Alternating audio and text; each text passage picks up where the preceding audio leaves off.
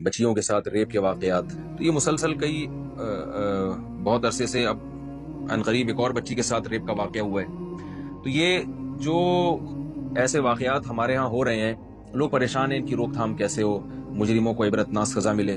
تو یاد رکھیں کہ مجرموں کو عبرتناک سزا ملنا تو وہ تو ظاہر ہے، اس میں تو دو رائے نہیں ہو سکتی، لیکن یہ خوب اچھی طرح ذہن میں رکھیں اس سے اس جرم کی روک تھام نہیں ہو سکتی.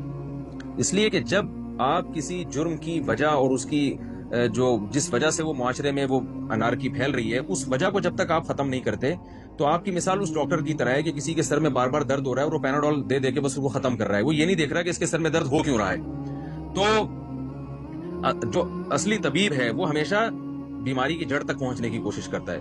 تو یہ واقعات باہر کے ملکوں میں تو بہت زیادہ ہوتے ہیں اور ہوتے رہے. ان کی کیلکولیشن اگر ہم آپ کو بتائیں تو آپ حیران ہو جائیں گے کہ ان کے یہاں تو ریپ کے واقعات صبح شام ہوتے ہیں.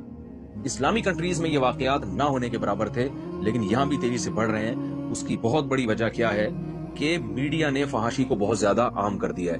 کو ایجوکیشن سسٹم دیکھیے، ایک آدمی کی جب بھوک کو آپ پورا نہیں کریں گے اور اس کے وہ بھوکا ہے اور اس کی بھوک کو بڑھانے والی ساری چیزیں موجود ہیں اور اس کے سامنے آپ بار بار مرغن غذائیں لے کر آئیں گے، تو اس کا مطلب ہے کہ آپ اس کو راستہ دے رہے ہیں برائی کا کہ وہ چوری کر کے یہ چیزیں کھانے کی کوشش کرے. دیکھیں اب گھر میں کیا ہوتا ہے کہ بچے کو جس چیز سے پرہیز ہوتا ہے تو دسترخوان پہ وہ چیز رکھی نہیں جاتی. بعض بچوں کو ڈاکٹر بتاتے ہیں چاول سے پرہیز ہے، ان کو کھانسی ہے، ان کے ساتھ یہ مسئلہ ہے، ان کو چاول نہ کھلائے.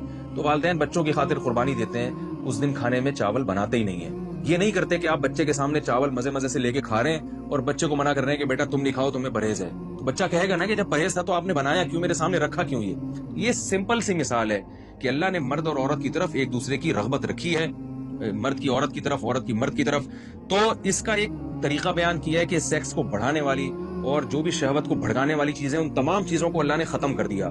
فحش مواد، فحش فلمیں، عورت کو پردے کا حکم دیا، فحش فلموں پہ پابندی لگائی، فحش مواد پہ پابندی لگائی. کو ایجوکیشن سسٹم کا اسلام میں کوئی تصور نہیں ہے. مرد مرد میں رہے گا، لڑکیاں لڑکیوں میں رہیں گی. پھر جب وہ ایک عمر تک پہنچیں گے، ان کے اندر یہ جذبات پیدا ہوں گے، تو اللہ نے والدین کو حکم دیا کہ بالغ ہوتے ہی ان کے نکاح کا انتظام کر دیا جائے.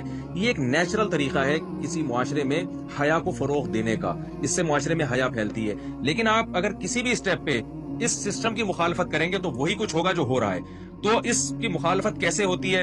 لڑکیوں کو بے پردہ گھومنے کی آپ نے اجازت دے دی، سینما گھروں میں فحش فلمیں لگائی جا رہی ہیں، فحش ڈرامے ٹیلی ویژن پہ دکھائے جا رہے ہیں اور پردے کا کوئی نظام ہی نہیں ہے.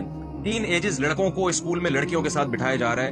تو یہ درندگی. اور پھر جو موویز ہیں فحش قسم کی وہ کھلے عام بک رہی ہیں مارکیٹوں میں، انٹرنیٹ پہ لوگ ڈاؤن لوڈ کر رہے ہیں، دیکھ رہے ہیں. تو اس کا مطلب یہ ہے کہ آپ معاشرے کو خود درندہ بنا رہے ہیں، ہماری حکومتیں خود درندہ بنا رہی ہیں. جو لوگ اسمبلیوں میں پہنچے ہوئے ہیں وہ خود معاشرے کو برائی کی طرف لے کر جا رہے ہیں اور حلال راستوں پر پابندی لگ رہی ہے. نکاح کے بارے میں سخت سے سخت قوانین ہوتے چلے جا رہے ہیں. کہیں قانون بنتا ہے کہ بھئی بالغ لڑکی کو جب تک وہ 18 سال کی نہ ہو جائے نکاح کی اجازت نہیں ہے.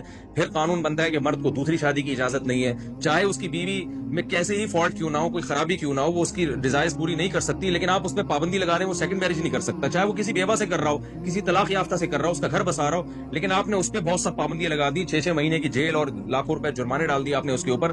تو یاد رکھیں کسی بھی معاشرے میں جب حلال کو مشکل بنایا جائے اور حرام کے دروازے کھول دیے جائیں تو یہی بدترین واقعات ہوتے ہیں. ایسے ہی درندے پیدا ہوتے ہیں جو بچیوں کو ریپ کرتے ہیں، بچوں کو ریپ کرتے ہیں. یہ درندے ہمارے سسٹم کی پیداوار ہیں. میں ان درندوں کی حمایت ہرگز نہیں کر رہا. میرا بس چلے، مجھے اگر قانون سازی کی اجازت دی جائے تو میں کہوں گا کہ ان کو فوراً لٹکا کے مار دیا جائے. ان کو جو ہے حکومت کی ذمہ داری ہے، ان کو فوراً پھانسی کے پھندے پہ لٹکائے، عبرتناک سزا دے.